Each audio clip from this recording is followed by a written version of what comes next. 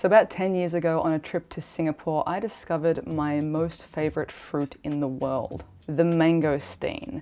And it occurred to me that it is completely wild that at that point I had gone my entire life without ever tasting what would become my favorite fruit. You at home watching this video, there is a chance that you have not tried your favorite fruit or food in the world yet because you haven't been there to try it, or maybe not been brave enough to, make that leap and try something a little bit different. And after realizing that, it's been my mission to try as many new fruits when I travel, especially fruits that I can't get back in Australia. Typically my fruit tastings have just been within my previous videos, so they're probably gonna be a bit harder to find now. But going forward, I wanna kind of do these as separate little individual videos, so I can easily share with you guys what cool new things to try. Now, I've been in Seoul, South Korea for just on a week, and I've been walking past the most magnificent fruit displays. The fruit here in Korea is massive. I think generally in places like Japan and Korea, there's this really intense culture about these pristine, beautiful fruits.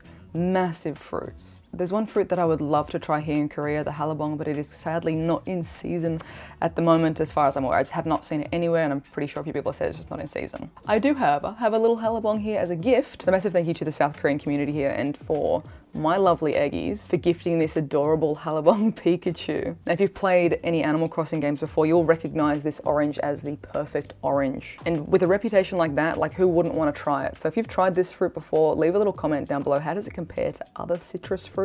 Let me know because I'm so curious. But we'll have to save that for another time. So I've got 3 new fruits that I'm going to try, one of which is entirely new to me, 2 of which are variations of fruits that I've had before. And I did make sure that all these were local produce as well. First up, I've been seeing these literally everywhere. These are shine muscat grapes, and they are absolutely enormous. Look at these bad boys. The fruit themselves are almost perfect spheres, and this bunch alone was almost 10,000 Korean won, which is pretty close to $8 USD or $12 Australian. So this is, it's a mighty amount of grapes, but that's a lot of money. So I've pre-washed a couple of these, lads. Let's rip into them.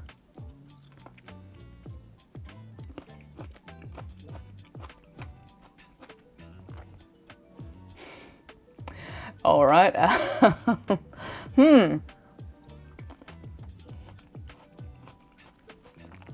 Oh no.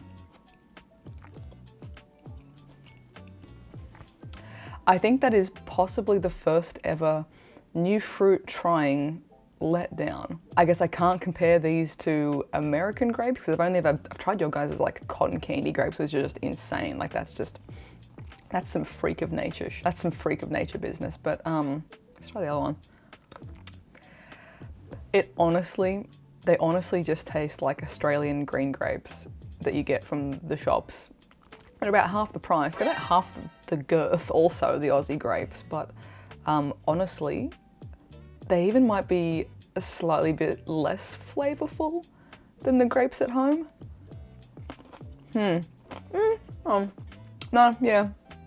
Damn it. I paid $12 for you guys, what? Huh. I'm very curious now if the grape quality could change from vendor to vendor, maybe if they're sourced from different places, but this is sadly, in my perspective, just a literal same as an Aussie green grape. So any Aussies visiting, unless you find a bunch that just smell distinctly phenomenal, probably skip spending $12 on a bunch of less flavorful green grapes. They're not bad. It's a fine flavor. I was just really hoping for something new. Next up is Dji or Jujube. I've heard the word before, but I don't think I ever knew what it was. I've never tried these, I don't think. Doing a quick little Google, I have seen there's a dried up Chinese date, which maybe I've tried, or maybe I've tried it in something else, but I've never just ripped into one of these fruits. Again, local Korean sourced. And from my quick Googling online, apparently we're just biting into the skin, but leave a comment down below if I'm about to poison myself by eating the skin of these instead of peeling them. But I don't know, a lady on the internet bit into one of these, so. But apparently if you leave them to dry on the tree, that's when they get their kind of classic crinkly little red date look. So as you can see, it's a little bit wrinkly here. There's still the green on this side. Again, I would have totally just bought one of these, not an entire packet, but hey. Oh, okay. I've got the crunch of an apple, but then the inside I think is more fibrous. Very mild flavor. Very fibrous texture, just very like, you know the apples that you get at your nan's place and they're almost like a little bit powdery? Kind of like that. Again, not bad. And again, I could be also entirely eating underripe fruit for as far as I'm aware, but very, very mild flavor. I'm gonna go back over to this green side of things. Honestly tastes very like green, vegetable adjacent, but still with fruity notes. I think that powderiness is really cutting a lot of the flavor for me though. Just for comparison, I'm gonna bite into one of the ones that's more progressed, I guess, more brown. Again, this isn't, they're very rigid. They're not like, oh, you know, brown and mushy and off or anything. Like they're a dense little lad. Oh, that's better. That's better. I say not strawberry flavor, but like the depth of a really good strawberry, like how a strawberry doesn't have that tang. You know, when it's like a really nice, deep, sweet strawberry, it has those like mellow tones to it. Not zesty like an apple or citrus or anything. Still the sort of powdery texture, but not bad. It's pretty good. All right, so I feel like the more flavorful ones are the ones that are a bit more progressed with the browning. And then I do believe if you leave them to ripen to their little wrinkly date state, they will get more like that dense, gooey texture. Definitely not bad, but probably something I wouldn't necessarily buy again. I'd probably want to ask someone like how they prepare it in a dish perhaps. All right, the final fruit for today is this enormous Nashi pear. Look at this absolute beast. Look at it. I've seen these pears, this pear, all around, again, every single fruit market. Families, friends, sitting by the riverside, just peeling away, having a little munch and sharing one of these. I have also noticed that they are peeling off the skin. So normally the Nashi pears in Australia you can just bite into, but I feel like the skin is a lot more resistant here, a lot thicker skin. So I'm gonna take a tip from the locals. I got my cheeky little handmade $5 knife that I found at the markets. And while I could do the nice little strat of like peeling, doing the little snake skin peel all around the edge, I think I'll be sensible and just cut a wedge out of it. Oh, that is juicy. Oh my gosh. Look at that. That's immediately fragrant. I was complaining the other day because I was trying to smell the skin and I couldn't smell any flavor. Oh my God. Lovely. Oh my God, it's almost milky, like the taste. Almost like a fruity, milky flavor.